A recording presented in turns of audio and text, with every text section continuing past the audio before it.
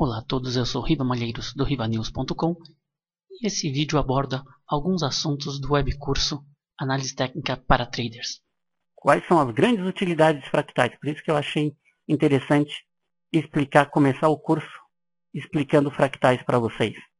Primeira utilidade, a partir do momento que eu sei aonde o preço formou fundos e topos, eu consigo encontrar suportes e resistências. Esse é o primeiro.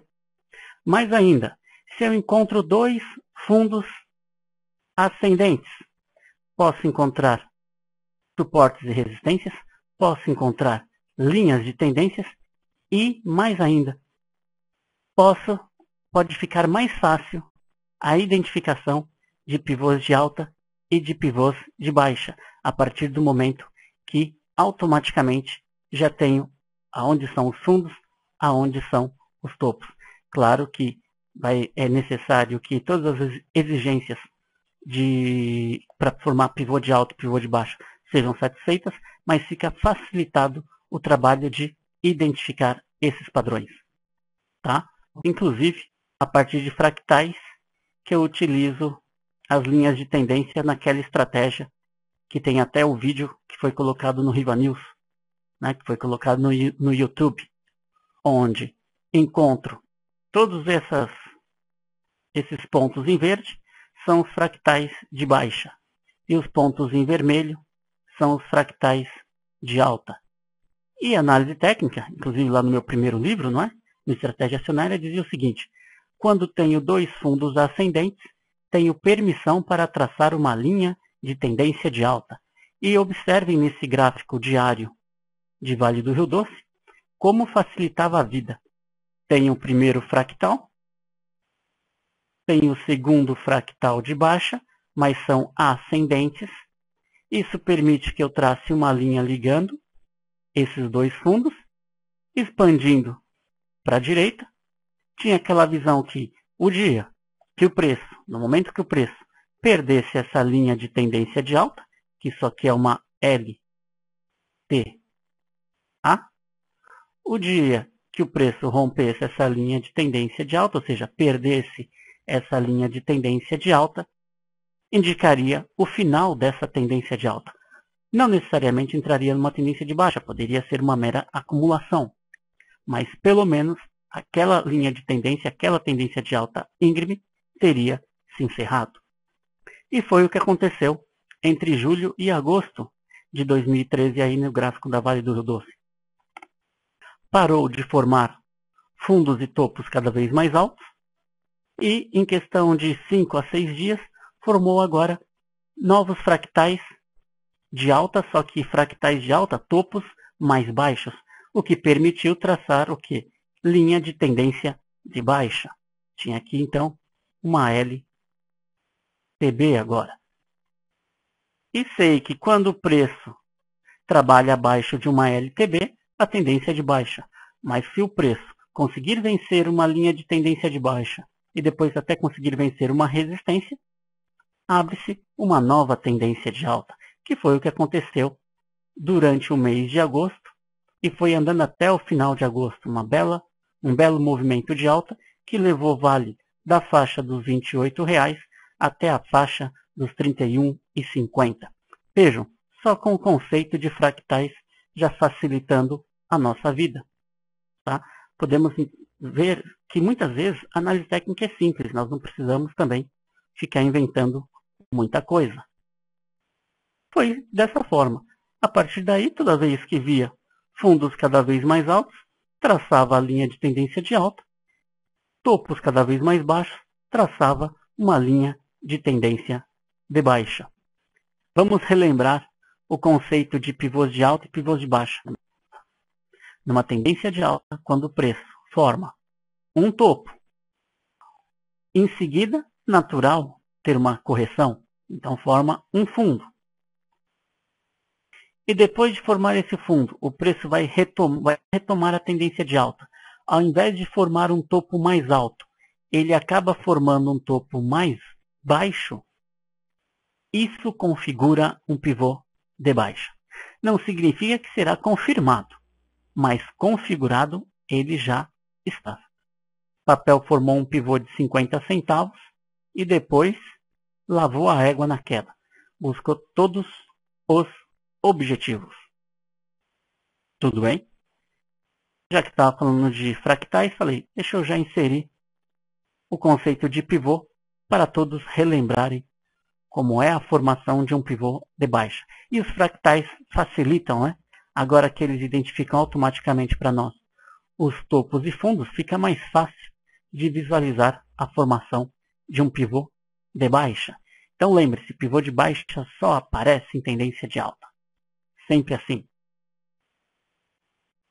Pivô de alta só aparece em tendência de baixa, ou seja, padrão pivô, pivô de alta e pivô de baixa, são padrões de reversão. Então, olha o gráfico da Ambev aí nos 60 minutos. A tendência agora era de baixa. Aí o preço forma fundo, forma topo, e quando vai tentar cair novamente, não consegue perfurar o fundo mais baixo. Acaba formando um fundo mais alto. Isso configura o chamado pivô de alta. Tudo bem? É que a ideia era só exemplificar a situação de pivôs de alta, pivôs de baixa, suportes e resistências e linhas de tendência a partir da técnica de fractais.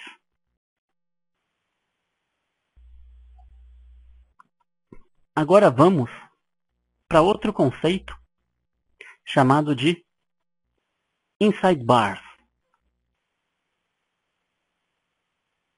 Também vocês têm os chats durante o dia, o chat gratuito lá no site durante o dia. Geralmente fica ouvindo o pessoal falar IB, formou IB. O que é o IB? É o inside bar. Esse inside bar o nome já diz, né? Traduzindo do inglês, uma barra dentro da outra. Tudo bem? Isso que é um inside bar. Então a formação de inside bar precisa de duas barras ou dois candles. Ok? Sendo que o primeiro candle é o que? É o mais amplo. E o segundo candle, os limites do segundo candle, esses limites estão contidos no primeiro candle. O primeiro candle é chamado de barra de controle. E o segundo candle, sim, é o inside bar. Ok? Então, para formar inside bar, eu preciso de dois candles. Por exemplo, grávida de alta, normalmente a grávida de alta, é um inside bar. Tá? Normalmente grávidas de alta são inside bars. Grávidas de baixa, geralmente são inside bars. Claro, desde que a mínima do filho, né, ou a máxima do filho, esteja contido na região do candle interior. Nesses casos, grávidas são inside bars. Qual é a importância do primeiro candle chamado de barra de controle?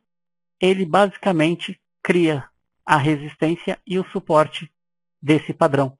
E a visão é que se o preço romper a máxima da barra do controle, o preço tende a subir. Porém, se o preço perder a mínima da barra do controle, é um suporte de curto prazo, o preço tende a cair. Dependendo do software que você possui, dependendo da ferramenta gráfica que você possui, você poderia até criar uma regra de cor para identificar automaticamente esse padrão. Tá? Por exemplo, se você utiliza o MBroker, é possível fazer isso. Se você utiliza o CMA, é possível criar a regra de cor. Porque a regra de cor é bem simples, não é? É você dizer o quê? Qual seria a regra de inside bar? A máxima atual tem que ser menor do que a máxima anterior. E a mínima atual precisa ser mais alta, precisa ser maior do que a mínima anterior. Pronto. Criou essa regra, manda o software pintar o candle que satisfaz essa regra. Está formado aí o seu inside bar. A ideia é dentro de tendência. Então, o que alguns olhariam aqui e falariam, pô, tá aqui uma grávida, ou uma pigeon, nesse caso aqui era uma pigeon, isso aqui é uma inside bar. Fantástico, então vamos lá sobre a média ROC. para aqueles que já conhecem a média ROC relembrarem e para quem começou a ver os vídeos do YouTube sobre média ROC entenderem bem para que serve média ROC, o que ela faz e o que ela não faz. Então, para começar, a média ROC é uma média exponencial de 89 períodos. Por isso que eu chamei de média ROC, em homenagem à Rádio 89 de São Paulo, que era a rádio de rock. O lema era 89, a Rádio Rock. Aí na época que eu percebi que a média exponencial de 89 períodos era fantástica para qualquer tempo gráfico, para qualquer ativo, inclusive ativos internacionais, já não existia mais a Rádio Rock, tinha fechado a 89. A Rádio Rock tinha virado Pop Brasil, alguma coisa assim. Depois, ao longo dos anos, com a média rock bombando, até o UOL relançou a Rádio Rock em homenagem. Então, o que é? É uma média móvel exponencial de 89 períodos. Por que 89 períodos? Não foi por causa da rádio. 89 períodos é um dos números do Fibonacci. Lembre-se, né? Fibonacci tem lá 2, 3, 5, 8, 13, 21, 34, 55 e finalmente Rock. 89 períodos. Então, normalmente eu uso 21 períodos para uma média curta e 89 para uma média já mais de longo. Enquanto os americanos gostam de utilizar médias de 100 períodos, eu penso, por que 100 períodos? Da onde tem 100 períodos? Só porque é um número redondo? Eu prefiro utilizar Fibonacci, que se encaixa tão bem no gráfico de preços. Então, calibrar a média justamente com um dos números do Fibonacci. 89 períodos. Tá? Não importa se for gráfico de 1 minuto. Pode ser semanal, mensal, 1 minuto, 3 minutos, 17 minutos e meio. Não importa. Tudo bem? Média ROC, essa não muda a calibração.